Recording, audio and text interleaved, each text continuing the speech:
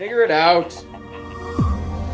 Hello, this is Adam Koralik from Figured Out Productions. The following video is a video of some kind, and I hope you enjoy it. Hey guys, it's Adam here, and welcome to Rare Variants. In this series, I like to cover a lot of our video game consoles that we know and love, but special oddball versions of them that usually came out in some low print run in just one country or something like that. I've got a whole playlist like this that you should check out. I'll put a link to it in the description. I've covered many different versions, not of just the GameCube, but a lot of different consoles. I've even done prototypes like the Sega Pluto prototype as well as the Nintendo PlayStation prototype. Hands-on experience with it. So in this series, I really just like to take a deeper dive into the specific history of an oddball variant and like what motivated it to come out and when it came out and any sort of just like odd little bits that might be worth talking about. But before we get into that, if you guys could just do me a favor, please drop a like on this video, comment, subscribe if you aren't subscribed, follow me on social media, all that stuff's in the description. I appreciate that. Now, without further ado, I present unto you the Tales of Symphonia Edition GameCube, this spearmint green version of the GameCube. So the basic history of this thing is relatively simple. This is obviously based on a game called Tales of Symphonia. Now, in order to fully understand why this got released, you have to go a little bit further back in time. Actually, you have to go all the way back to the Famicom/Super Famicom or NES, SNES days to really understand it. In that era, Nintendo was really the king of video games. Regardless if you like them or not, companies liked them, or really didn't like them but had to work with them because that's where all the money was. Nintendo famously had policies where they really hurt relationships with third-party developers, but they did it because they knew they could get away with it. That eventually backfired when it came to the Nintendo 64. See, a lot of developers were making games for Nintendo hardware that we actually kind of no longer associate with Nintendo. A couple of examples off the top of my head would be, very famously, Square. They were making Final Fantasy games for not only the Famicom and Super Famicom, but, of course, the SNES. We got a couple of them over here as well. But eventually what happened? Their games moved over to PlayStation, because they didn't want to work on the N64. They did not like the fact that Nintendo went with cartridges when the entire industry was like, please don't do that. They did it anyway. The same thing happened with Konami to a lesser extent. Metal Gear, even though everybody really associates it as kind of being born on the PlayStation, it was actually a franchise born on the MSX and the NES. Famously, there's the Nintendo Entertainment System games. Now, that wasn't the only example of that. Tales of Symphonia, well, the Tales franchise in general, also got its origins in Nintendo.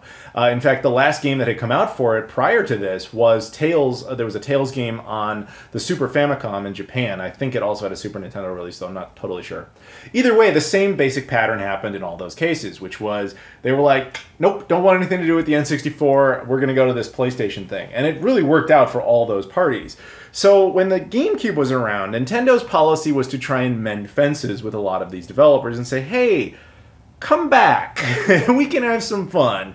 And that led to, some more mature content. That's why I really love the GameCube, because it tried a lot of things that Nintendo now would never do, and Nintendo prior had never done. It was kind of a more desperate Nintendo, which led to a lot of really interesting things. Now, all three of those franchises I just mentioned, Tales, Metal Gear, Final Fantasy, another thing they all have in common, Nintendo went to all of them saying, hey, come back to us, make a special game, which all of them did, Final Fantasy Crystal Chronicles, Metal Gear Solid Twin Snakes, and ultimately Tales of Symphonia, they all had original GameCube runs that were GameCube exclusive titles. And on top of that, all three of them had their own exclusive version of the console. Yes, hardware versions. I think the Metal Gear Solid one is the least interesting of the three. But anyway, so yeah, they all got a special edition console. That's pretty much what happened with this. So around 2002, that's when Nintendo went to Namco and basically made that pitch. They said yes, and in 2003, late 2003, the game was released along with this version of the console in Japan. Now, in Japan, this console, supposedly there was about 10,000 units of this released. The console itself is actually not all that crazy. It has a unique color. They gave it this mint green color, which is commonly what it's referred to as. And then on the lid, the decal is replaced in favor of this custom decal. It says Tales of Symphonia and has some character artwork. Outside of that, though, it's really just a Japanese GameCube. It also included a Game Boy player, which you can see right here. It had the controller, which you're going to notice is curiously absent, and of course things like a box and all that. It also came bundled with the Game Boy Player software, as well as a Japanese copy of Tales of Symphonia, which I do not have. However, I did actually go out and pick up the American version of the game specifically for this video, just so you guys can see it there. And the other thing that was kind of bizarre in doing research for this video that I discovered is it wasn't actually just limited to Japan. Now, this console was never released in North America. Neither the US or Canada ever saw it, but it had a comically limited release in Europe. So much so that it only came out in one country, and that was France. In France, this got a joke of a release. It got 1,000 units sold at retail, which is very fascinating because technically speaking, it actually holds the record now for the most limited version of the GameCube ever sold at retail. There are versions of the GameCube that are more uncommon, that had less units. Hell, I have one of them. The Final Fantasy Crystal Chronicles GameCube from Japan only had 150 units. I've got that. It's actually on this playlist. Another reason you should go check it out. But that was never sold at retail. That was like a contest prize. This one was actually sold in stores, or I should say the French version was actually sold in stores at only 1,000 units, making it very, very uncommon. It is a little surprising that this game, this version of the console never got a North American release, only because Tales of Symphonia itself actually went on to sell massively well. I believe over 1 million units of that game were sold, and in total, the GameCube only sold 22 million units. So when you think about it, that's a really high percentage of people that actually at one time had this game, although I would bet more on the Japanese for boosting those numbers than here. I don't see this game super often here, but I see it a lot in Japan, or I have seen it a lot, but there is a player's choice version of this game. In fact, I would say the player's choice version of this is more common than the regular one, so it no doubt sold well here too. But the intended purpose of this particular console was really just promotional purposes. It was to show Namco that Nintendo cared about them and wanted to work with them and wanted their content back and was going to take them seriously, while also advertising the game and the franchise was back to the public. And it did exactly that. So in that sense, it was a big success. The game would ultimately be re-released a year later on the PlayStation 2, but only in Japan. And then eventually, years down the road, it would come out on the PlayStation 3. Yeah, it was ultimately a success for them. So this particular console, now we can talk about specifically, the way I got it is not what you might expect. If you guys have been watching my channel for years, you know that at least pre-pandemic, I went to Japan a lot for various different reasons. So I would, basically gather things. Now I have seen these in Japan, but I never pulled the trigger on it because it wasn't the most interesting GameCube to me. It was cool, but it was for a game I didn't really play or know anything about, and it just there were things I would take higher priority on. It was also kind of expensive. In fact, to the controller point, I would see the controller a lot, and the controller was wildly expensive. In fact, now the controller is like $200, $300 minimum. And people actually have a tendency to buy these just for the controller. For some reason, that particular controller is really sought after in the Smash community and all that. So most of the time, you'll go without the controller if you go to find one of these. What most people will do is they'll buy bundles just to get the controller and then get rid of the console. So unfortunately, a lot of people are separating them, which really sucks because it's going to make it kind of hard to get a complete set of these down the road. But anyway, so the console, in my particular case, I didn't find it in Japan. It was nothing like that. What ultimately happened is I was hanging out with a buddy of mine named Rocker Gaming. He's another YouTuber. I'll put a link in the description to his channel. We did a video together where he actually made this custom controller for me with a special, it's got lights in it, it's got custom buttons, it's got this custom cable and everything. The console itself, he also upgraded as well with a custom decal of me and all this sort of stuff in replacement of the one here. And as we're hanging out, I'm just like looking through his stuff, and he had like a whole bunch of things that were just kind of like in piles, like he had miscellaneous Saturn parts and that type of thing, and he had something you just never would see. I would describe it as a pile of Tales of Symphonia GameCubes. Now, to be fair, it was only 4, as you can see here in this photo, but come on, it's a special edition rare console. It's really, you don't see it very often, so 4 is kind of a pile for something like that. So I was like, dude, and he's just like, yeah, he's like, I just got him in like a big bundle from Japan. I don't remember exactly why I got him at this, that, and the other. And I was like, huh, okay.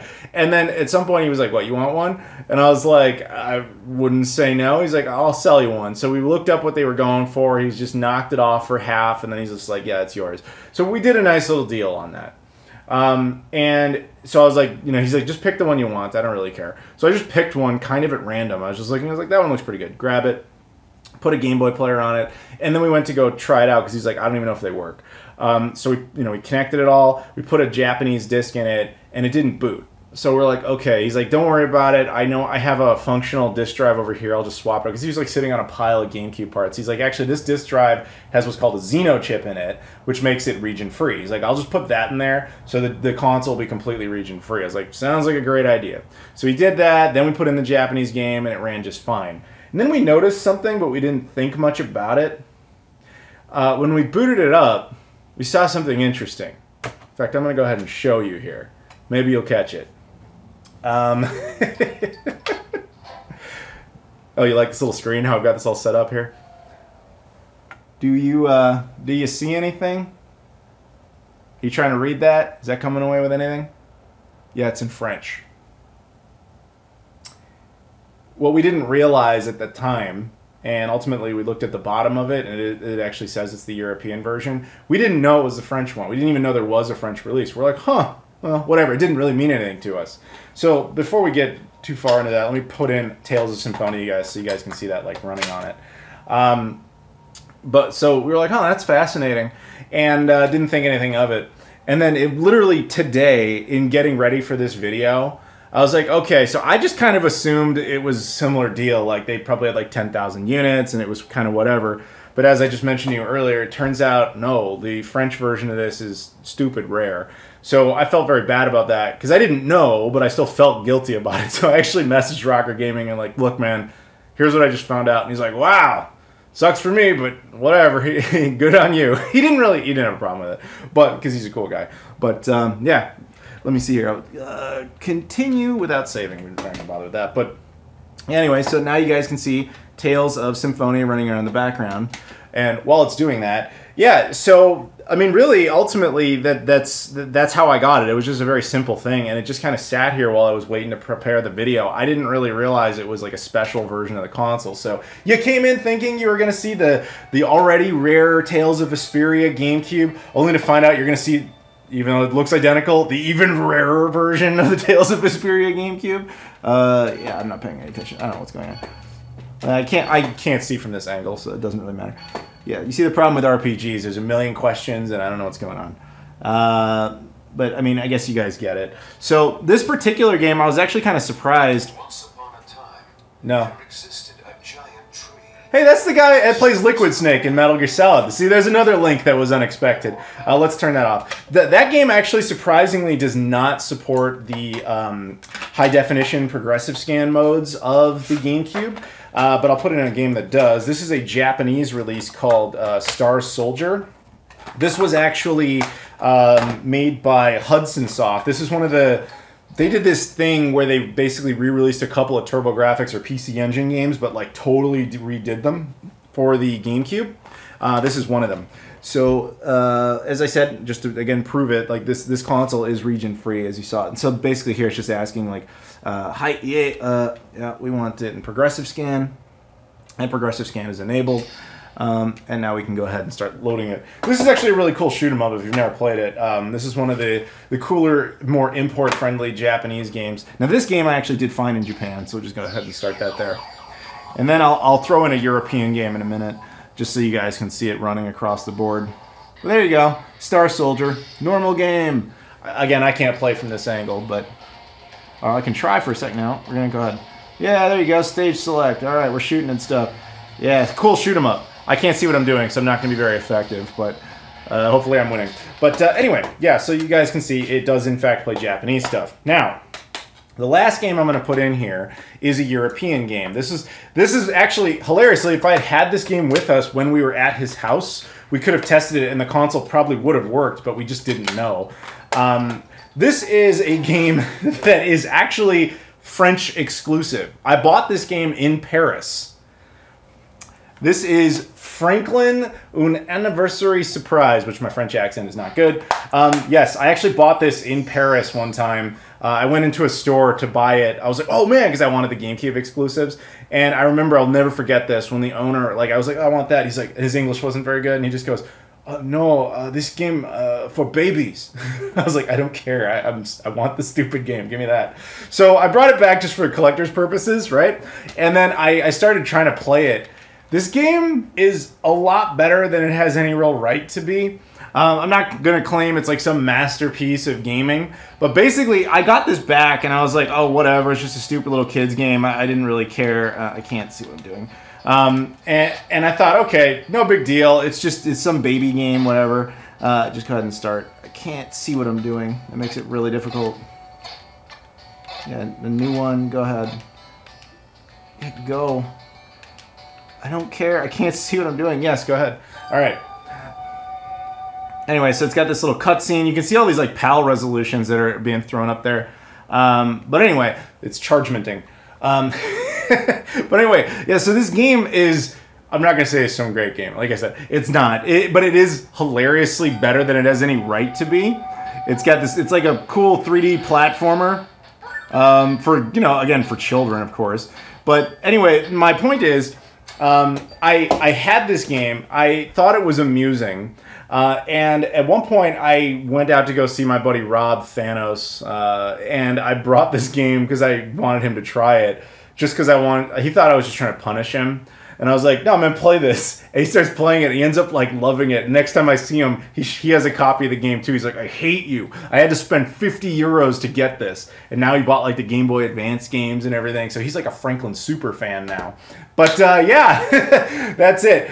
So hopefully you guys enjoyed this. If you like this type of thing where I cover these particular type of oddball consoles, by all means, subscribe, go into the playlist, watch the other ones. I appreciate that. Thank you again to Rocker Gaming for making this possible. Thank you guys very much for watching. Please like, comment, subscribe. Follow me on all the social media stuff in the description, Instagram, Twitter, Facebook, Discord, all that sort of stuff. Thank you very much, and I'll see you all later.